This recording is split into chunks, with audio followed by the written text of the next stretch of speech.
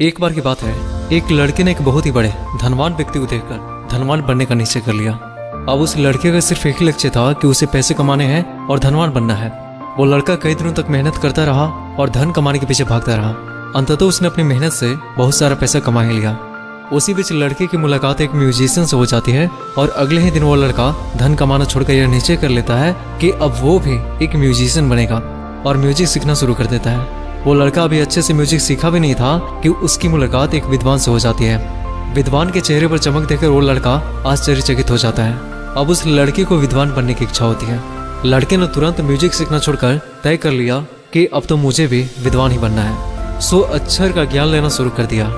अब इस तरह से उस लड़के की काफी उम्र बीत जाती है, क्योंकि जब भी किसी को देखता था तो उसके जैसा ही बनने की कोशिश करने लग जाता था। इसलिए नहीं वो लड़का धनवान बन पाया, नहीं म्यूजिशियन और नहीं विद्वान।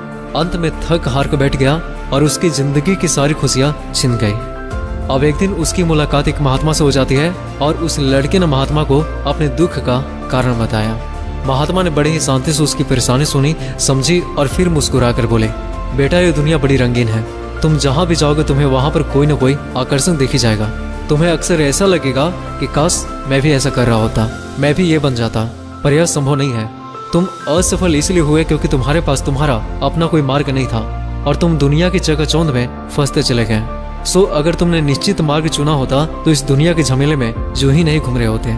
तुम्हारी असफलता का सबसे बड़ा कारण है बार बार मार्ग बदलते रहना, क्योंकि ऐसा करने से किसी भी मार्ग में सफलता नहीं मिलती और अंत में बचता है बिल्कुल खाली हाथ। तो गाइस, इस दुनिया में हमें आकर्षित करने के लिए बहुत सारी चीजें होती हैं।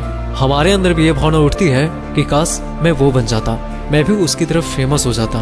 किंतु ऐसा थोड़ी होता है। हमें सफलता तो उसी क्षेत्र में मिलती है जिसमें हमारा कोई टैलेंट होता है या फिर उसे करना हमें पसंद होता है। सो आई होप कि ये छोटी सी कहानी आपको अच्छी लगी होगी। That's it.